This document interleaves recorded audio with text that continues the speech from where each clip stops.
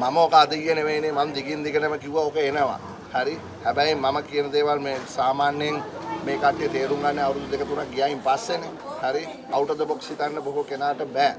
ඊට පස්සේ දැන් සමහරු කියනවා ඒගොල්ලෝ ඉල්ලපු නිසා තව දවස් 90ක් ලැබුණලු. එහෙම එකක් නැහැ. ලෝකේ හැමෝටම දවස් 90ක් දීලා තියෙනවා චීනට ඇරෙන්න. දැන් මේ දවස් 90 ඇතුළත අපි මොකද්ද කරන්න කියන එකයි වැදගත් වෙන්නේ. මොකද අපි පරක්කු වෙන්න මොකද වෙන්නේ? දැන් උදාහරණයක් මම කියන්නම්. පැරල් ලෝඩර් එකක් තියෙනවා කියමු. ඒ ටික මැෂින් එකෙන් කපලා නැත්නම් රිදි ටික වෙන රටක වෙන ෆැක්ටරි එකකට ඒ රිදි ටික අරින්න පුළුවන්. ඒක කිසි අවුලක් නැහැ. සතියෙන් මේ වැඩේ හැට මෙහෙට කරන්න පුළුවන්. ඒතකොට කවුරු හරි ගිහිල්ලා අපිට කලින් ඒගොල්ලන්ගේ ටැරිෆ් එක 10%කට වගේ අඩු කරගත්තොත් 20%කට වගේ අඩු කරගත්තොත් අපි හිර වෙනවනේ. ඉතින් ඒ නිසා අපිට වෙලා නැහැ. දැන් අපි දකිනවා මෝඩි ජනාධිපතිතුමා මේක එන්නත් කලින් ගිහිල්ලා ට්‍රම්ප් ජනාධිපතිතුමා හම්බුණා. හරි?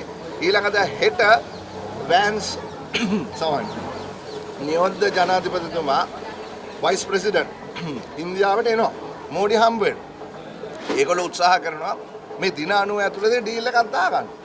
ඊට පස්සේ ඉන්දුනීසියාවත් කියනවා දින 90ක් ඇතුළත ඒගොල්ලෝ ඩීල් එකක් දාගන්න උත්සාහ කරනවා කියලා. අපි මොකද කියන්නේ? අපේ කට්ටියට දැන් IMF එකේ World Bank එකේ ස්ප්‍රින්ග් මීටින් තියෙනවා මේ මාසේ අන්තිමට.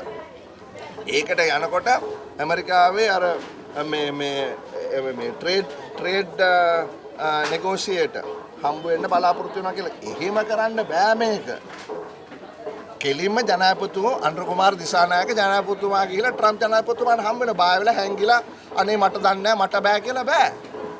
හරි. මොකද මම දන්නවා මේ මාසේ අන්තිමට GSP+ එකේ කට්ටියත් එනවා.